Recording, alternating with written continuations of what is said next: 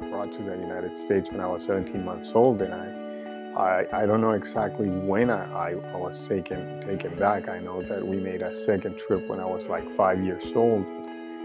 So I spent some years here. Then we went kind of back and forth, ultimately returning to stay in Mexico when I was 9 years old. Yeah, I was very aware that we were poor, and I was going to school, and I was going to school with torn shoes. I was going to school with an empty stomach, and just hoping that my little friends would bring some money and be able to buy a torta or something so they could share it with me. So I knew that we were poor. I knew that we didn't have a whole lot. We were so happy every Sunday that my dad was in the United States, and he would send us those letters with the red, white, and blue all around. And we always hoped that they had a little bit of money in there, you know. We loved hearing from my father, but we also needed money. And we knew that if there was a little check in there, that my mom would go to El Mercadito and buy us some milk and buy us maybe some cookies or some bananas. Or we were really lucky, we get a gansito, which is like a little treat.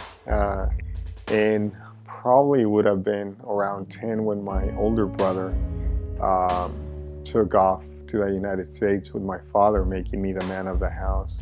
I would have been probably 10 years old. So, I didn't really get to have the normal childhood that most kids get to have. I spent 8 years there, and I was thinking it was going to be permanent, but at age 17, after I graduated from secundaria, which is like the first 2 years of high school, I had my father, who was up here in the States, fly down to Mexico, which was normal. He would always come down every time I would graduate. So that was nice. It was kind of a treat, a reward for me to get to see my father. And so I didn't think anything of it until after the celebration. Immediately after that, he told me, well, we're going back up north. We're going to the United States again. And that kind of broke my heart, because I had my heart set on continuing my education in Mexico. I always kid around and say that I had managed to do something very few students do, which is take money from the Mexican government by getting a scholarship from the government over there. And my father, in his greater wisdom, he knew that ultimately the United States in the long run would hold a better future for me.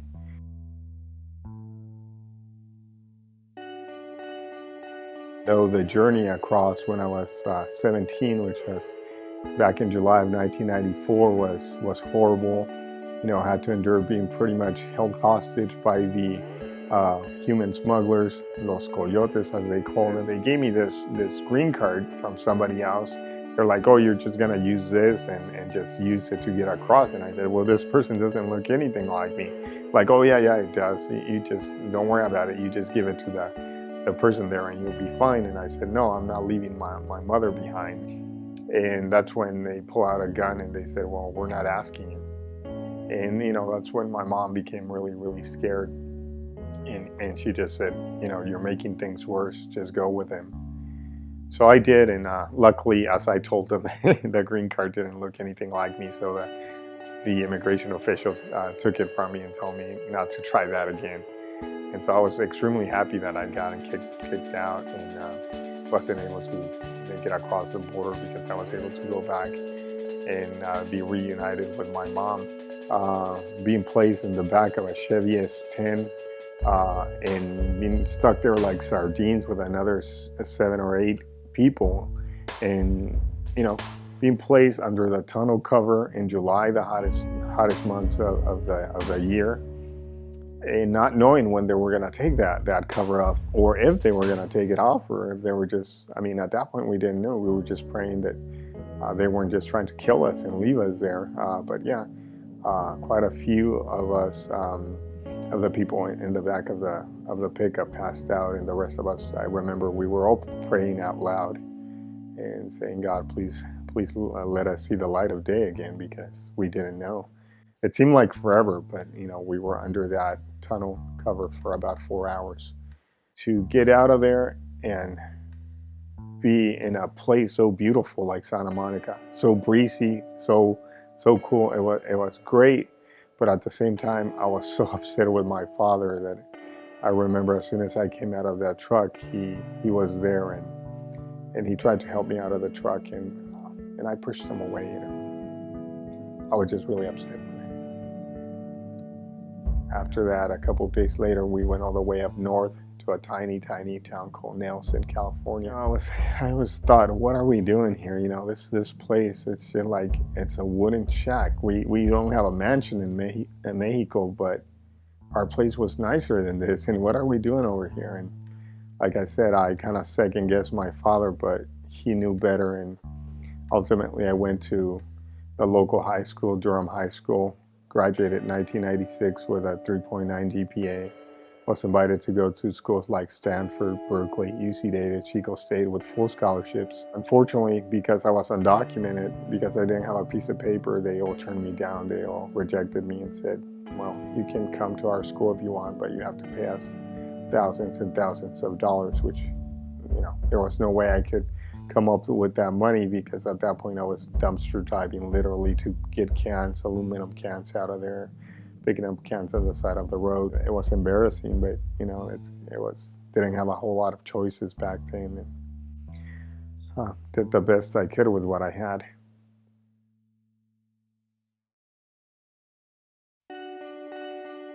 Well, I graduated from law school on May 9, 2009. After that, I took the California State Bar exam, the most difficult exam in the country.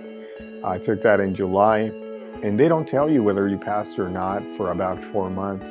So it wasn't until November 21st that they finally told me that I had passed the California State Bar. And I was congratulated by everybody, and everybody said it's amazing. You passed it on your first attempt, and English is your second language, and you had so much against you. You had to be working while you were studying and everything. It's not like you could afford to take time off to study, and you still did it.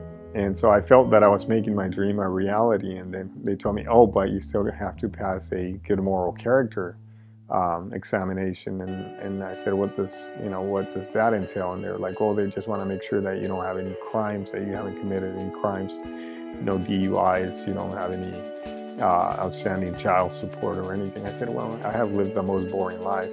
That's going to be a piece of cake. But then they said, oh, and there's also a $600 fee. And I was like, oh, bummer. It took me a little while to raise $600. And once I did, I mailed my application for a determination of good moral character. That takes 6 months, but around 6.5 months, I hadn't heard from them. So I called them up and I said, hey, what gives? I send you my money and I send the application and all the requirements. And they said, oh yeah, Mr. Garcia, we have everything from you and we have excellent references. It seems like you're a wonderful guy. You're just the type of person that we want in the profession. And we are a little bit backlogged, but in a week or two, you should have your license. You should be able to practice. And I said, okay, great, that's fine. So again, a week or two went by, and ultimately I did get a phone call. And they told me, congratulations, Mr. Garcia. Everything's great. You're going to be an attorney. We're going to send you your approval so you can get sworn in. And then pretty much in the same breath, she said, oh, let me call you right back. And that just, kind of unleashed this Pandora's box that let me call you right back meant she had noticed that on my application where it said, are you a U.S. citizen, legal permanent resident, or what's your status? My answer had been pending. That was all I could think of putting since I didn't have any papers, and I had an application pending since 1994. So because of that, she went to the higher ups, and they didn't know what to do with that. They had never had an undocumented person pass the bar and actually tell them, I guess, that they were undocumented. And so they didn't know what to do with my application. So every week they would say, oh yeah, we just need to run it by this department or this other person or talk to this expert or whatever, because we never seen it, but don't worry about it, you're gonna be fine.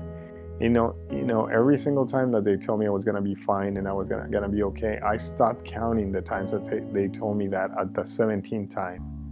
At that point, I realized that it wasn't gonna be okay and that I needed more help than myself, that I needed to get somebody else involved. So I looked around online, and luckily I was able to find a law firm that specialize in state bar defense work. And I called them, and I talked to a lady. At that point, I didn't know who she was, but she said, "Son, sounds like you've done everything right. I'm sure everything's gonna be okay. But give them another 30 days. If nothing happens in 30 days, give me a call and we'll make an appointment for you." Of course, 30 days went by and nothing. They told me, "No, you gotta wait." By this time, 11 months had gone by. It hadn't been 6. It had already been 11 months.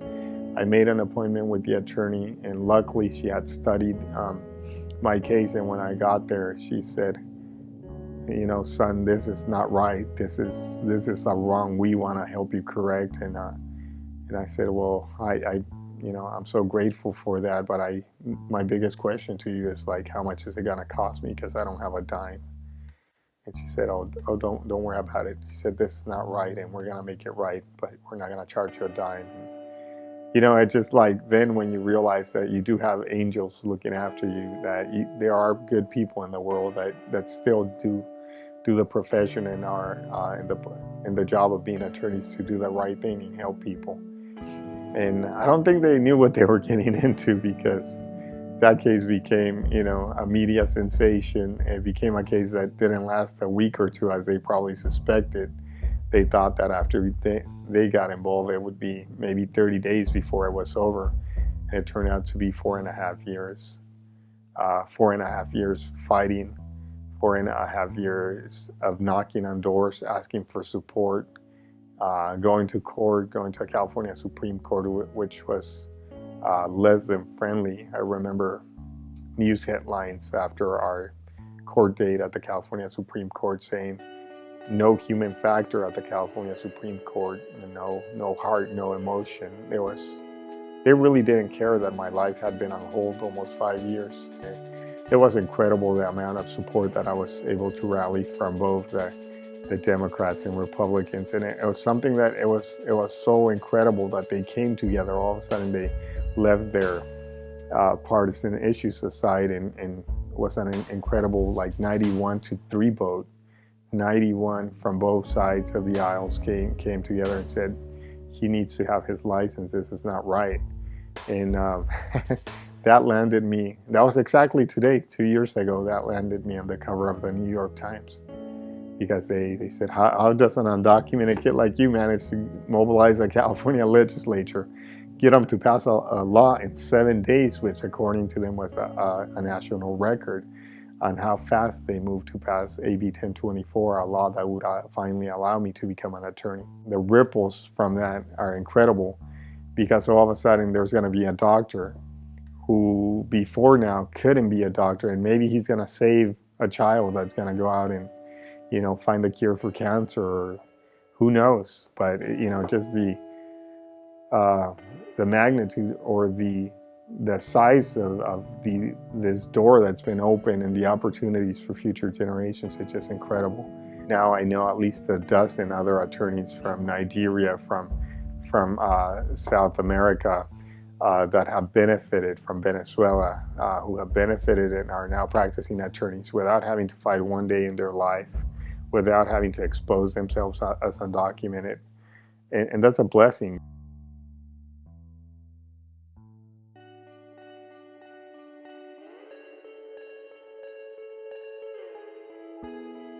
For many, many years, I kept the fact that I was undocumented, and it wasn't because I was ashamed of it.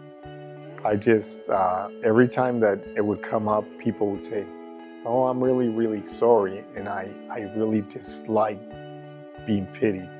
I really dislike feeling that they felt sorry for me because I was undocumented, as if that was a death sentence, or I was terminally ill or something. And I was like, "No, look, I'm perfectly fine. I'm perfectly healthy. Don't feel sorry for me. That this is something that's gonna pass at some point." And so I made that mistake. But what I learned, and what I would tell people, is don't make that mistake. Especially if you're in school and you're facing this struggle. If you're in high school, if you have dreams of going to college and you're undocumented, Talk to your counselors. Nowadays, especially in California, they know all about deferred action. They know about the California Dream Act. They know about the modified rules for getting loans or getting grants or getting scholarships. In many instances, because you're undocumented, you can't get federal loans or whatever. But you might be able to get scholarships that don't require you to have status. And so reach out to people you feel comfortable with. And you'd be surprised how many people want to bend over backwards and help you. And it happened to me yesterday as well. In both high schools, it happened to me. Pretty much they come to me in tears telling me like, I'm going through the same situation you've been going through your whole life. I'm undocumented and I don't have papers, and I feel like I'm a criminal because everybody says I'm a criminal. And I feel like I don't deserve to get everything that everyone else gets. This young lady today was saying I feel like I'm kind of stealing or I'm committing a crime when I go to the cafeteria and I'm eating their food, and I'm like, it's not their food, it's your food. It's you have just as much right to an education and to try to make it in life as anybody else. Recently I did the Hispanic Heritage Month in San Diego, where about 20 countries came together. And I told them, this is what needs to happen each and every day, 365 days a year. We need to put our differences aside, especially right now when our immigrant community is under attack day in and day out. If we don't pull it together, if we don't become a solid unit of immigrants, one immigrant community, because people just have this misperception that they say, oh, immigrants, especially unlawful immigrants, and they immediately say Mexicans. They immediately assume people from Mexico. And the reality is that I have done paperwork to adjust immigration status for people that look whiter than white America. They were from Europe. I have done paperwork from people from Africa. I have done paperwork that they were coming from India, from Japan, from all over the world. So, our immigrant community is a big old blend of people from all over the world. It's not just people from Mexico. As a matter of fact, right now in California especially, the Asian community has surpassed the number of immigrants that are coming in than the Hispanic community. So there are a lot of misconceptions out there.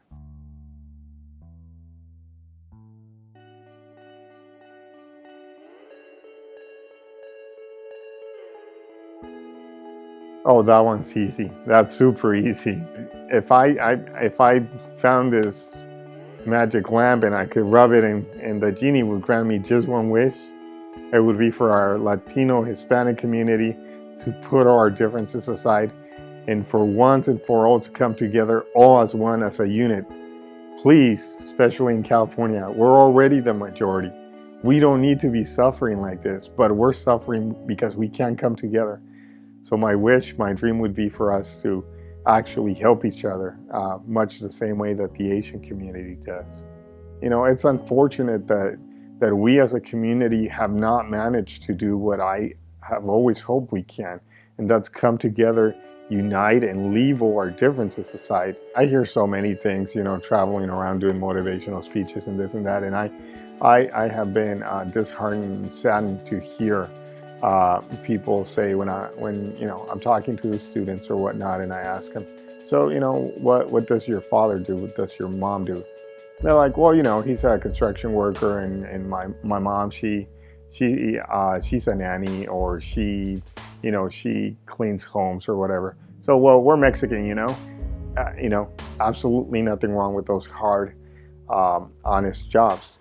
But when we ourselves put that ceiling right there, put that barrier, we're already defeated. At that point, we don't need barriers from white Caucasian America. We have already put the barriers ourselves. I always tell people there is a change that needs to happen in this country, but the change actually needs to start with each and every one of us, and it needs to come from here. To where you believe it doesn't matter what I'm looking at in the mirror. It doesn't matter what the color of my skin is. I can aspire to be an astronaut. I can be a doctor. I can be an attorney. I can be an architect. The moment we start telling ourselves that and actually believing that, to where it comes normal and natural, I think that's where we can start to break down the barriers that are imposed to us by the ruling community or the majority. So I think one message I would like to for our future generation and for our youth to get is that success doesn't mean money and doesn't mean having the fanciest toys and everything. It means being able to acknowledge how blessed you are and being able to share your blessings. I think if you manage to do that, you'll be extremely happy, much happier than any big old check that you get will ever make you. Being able to feel like you helped somebody. I said, I mean, for me, it was incredible today that 3 years ago, I gave a motivational speech at Dominguez Hills College. And now one of the students in attendance happened to be the person who invited me to speak to her first students. She's a first year teacher, and she's the one who invited me to come out and talk to her students. And the tears I saw in her eyes 3 years ago, I saw in those 14 and 15-year-old kids today. And you know, as an older gentleman told me once, he said, you might not know this, but maybe 20 years from now, maybe 30 years from now, somebody that you'll never recognize and you have no idea who they are or where they saw you, they'll come up to you and they'll tell you, thank you, Mr. Garcia, because one day you told me, even though you weren't talking to me, I felt like you were talking to me. And you told me that I could be something more than I thought I could be. You told me that I had a possibility of being successful just like you were. And I believed it. And therefore I went out and did, you know, X, Y, and Z. And now I'm successful. And now I'm helping others. And now I'm giving it back. I mean, that's the whole idea behind, you know, my foundation as well.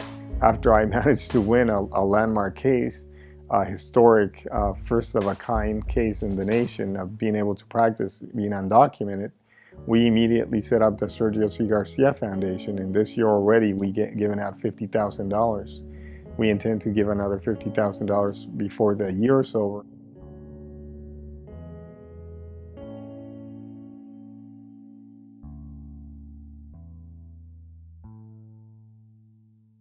I think it's important for us to really spend more time with our kids too.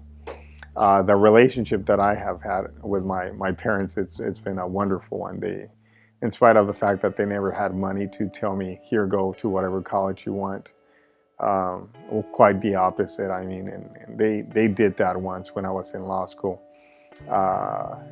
It just brought me to tears right away because they gave me the biggest pile of money to pay for one of my semesters. It was $3,000, and I had never seen such a big old pile of money to raise $3,000 because there were a bunch of dollar bills. There were some $5 bills, $10 bills, $20 bills, maybe a couple $100 bills, and a couple 50s. You know, I told them, I love you and I appreciate it, but just don't ever do that again. The pressure for me was too much. Law school was difficult enough without knowing, you know, the hard work that went into paying for my tuition and knowing the sacrifices that my parents were doing to make sure that I could go to school.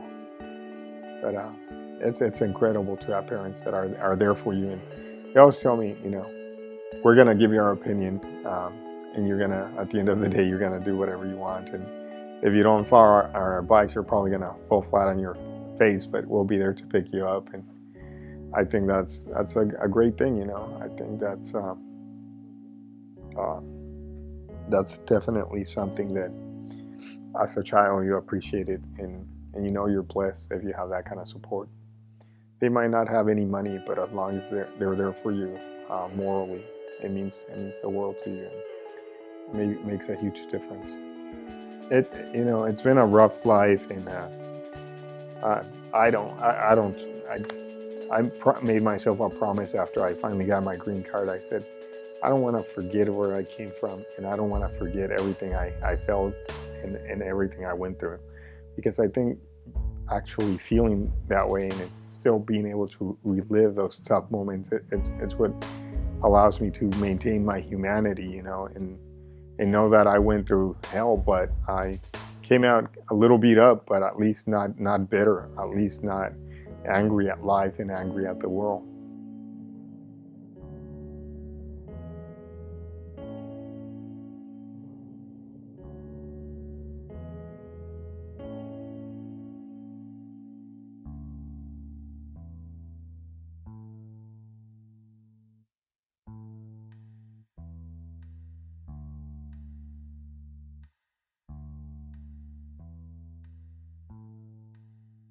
No money, no honey, that's for sure. That is for sure.